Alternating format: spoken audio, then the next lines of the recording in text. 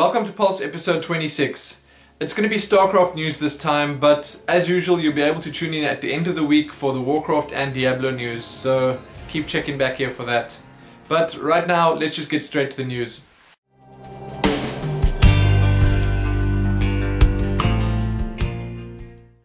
Starcraft 2 patch 1.1.3 has hit the servers.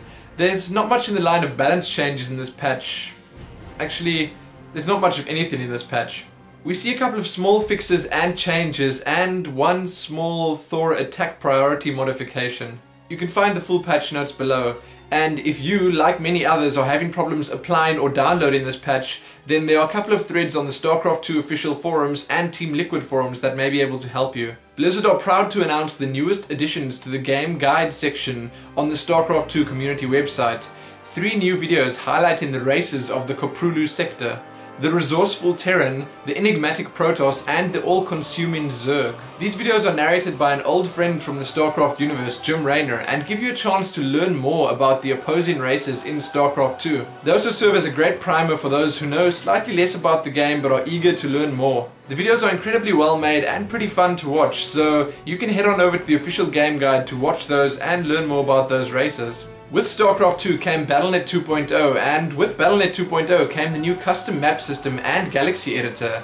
With those two lovely additions came over 65,000 user-made maps, says Blizzard. So yes, fans have been incredibly busy creating those custom maps for us to play and enjoy. Interestingly enough, those stats are only for the North American servers, so if we had to add the other servers to that too, I think that would be quite a significant number. Sadly, there's still no word on when the custom map marketplace will launch, but it seems like the community is definitely keen for that. You can read more about all of that below. The only company with legal broadcasting rights of Starcraft in South Korea, Gretek, or GomTV as you may know them, and Blizzard, are on a warpath. They're apparently suing On-Game Network or OGN for IP rights and illegal broadcasting of Starcraft in South Korea. In short, OGN is broadcasting stuff they shouldn't be broadcasting, not without a license of course, and that's making Blizzard and GomTV pretty unhappy. So as you know, angry Blizzard does sue, so obviously you won't like them when they're angry. You can read more about all of that drama below. Activision Blizzard have apparently recorded some solid financial figures in their last fiscal quarter, blowing away their previous expectations. So I won't bore you with any huge numbers or small details, but if you want to know how much money Activision Blizzard are raking in, you can see the full summary below. Apparently that big rise came from Starcraft 2, and I don't even want to imagine what the end of the year is going to look like with Cataclysm's release. The top 200 player lists were updated again, and Select still holds the top spot for the US.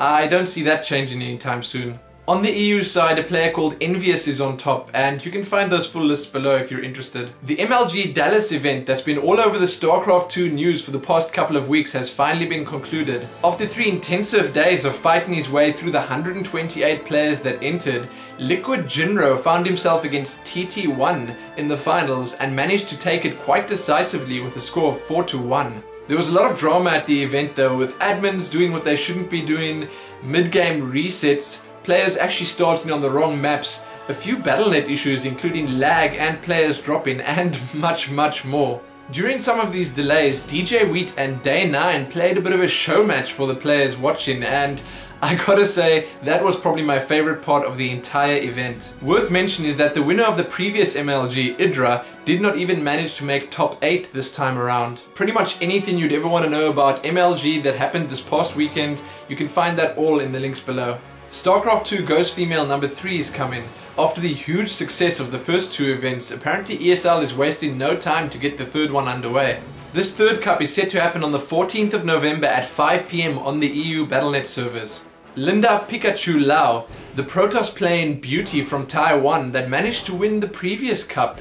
Will she be able to win it again, or will a new challenger emerge to take her on? Check out an interview with her below with a couple of nice pictures for you to oogle at and a couple of cute quotes for you to woo over. Enjoy!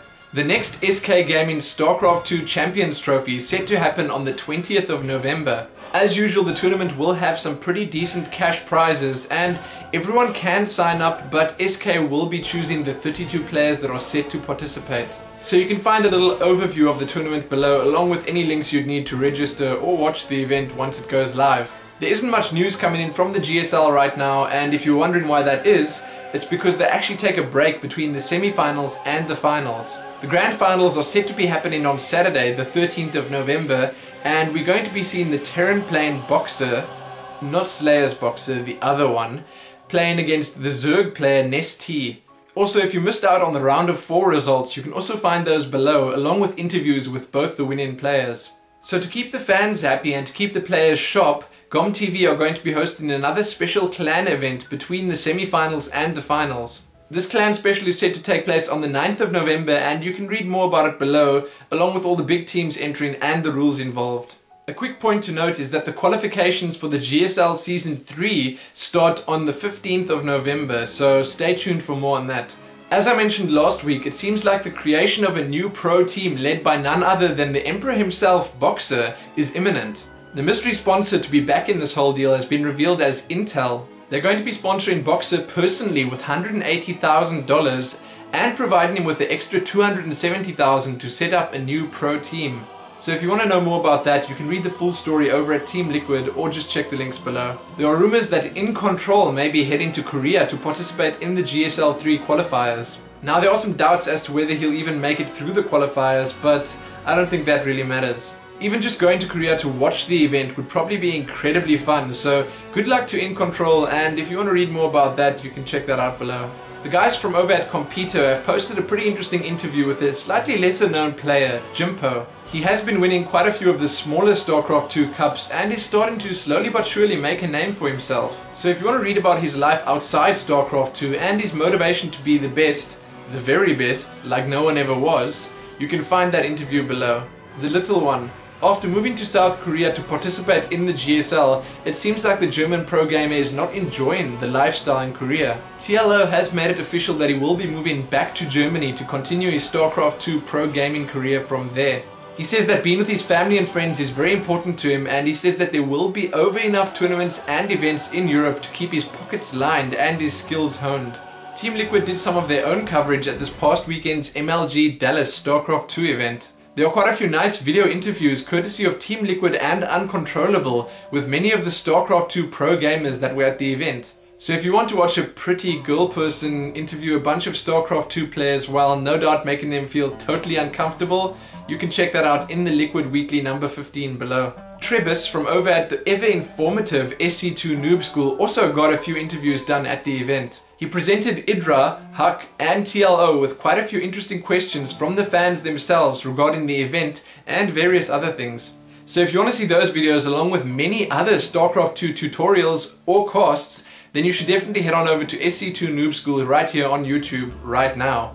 In some slightly smaller news, Thorzane has joined Praetoriani and Clan Rage has sacked all their Starcraft 2 players except Tarson. So you can read about those small pieces of news along with a couple of others below, but right now let's check what's been happening locally. Polar Fluke Over Mind Over Matter happened this past weekend and concluded with a result everyone pretty much expected. I guess one thing that was a bit of a shocker was that pretty much 80% of the people that made it out of the group stages were playing Protoss. Bravado player Chase managed to take down Pantheon player Dreamer in the best of 5 finals with a pretty decisive 3-0. You can find the full results from the event below along with the VODs of the finals. And yes, sadly, there are only VODs of the finals. I did record all the games that I cast, but the finals were the only ones that I actually deemed worthy of uploading. I gotta say a big thanks to the guys over at Polar Fluke for setting this up, and obviously a huge thanks to the guys from Megarom and My Gaming for providing me amazing prizes that we had this month.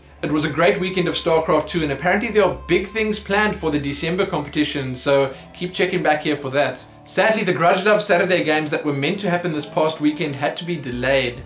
There were various factors at play, but I think a general lack of enthusiasm from the players was the biggest problem. This coming weekend, probably on Sunday, the reigning King of the Hill, Chase, will most likely be taking on a new challenger. The next challenger will be announced sometime closer to the weekend, and hopefully they'll be able to provide some nice games for our current King of the Hill and some decent entertainment for us watching. So that's all the news I have for you for this episode, and hopefully that will slake your thirst, at least until the weekend. As usual, thanks for watching, liking the video, favoriting and subscribing. But most importantly, isn't Falstad dead from Day of the Dragon? No?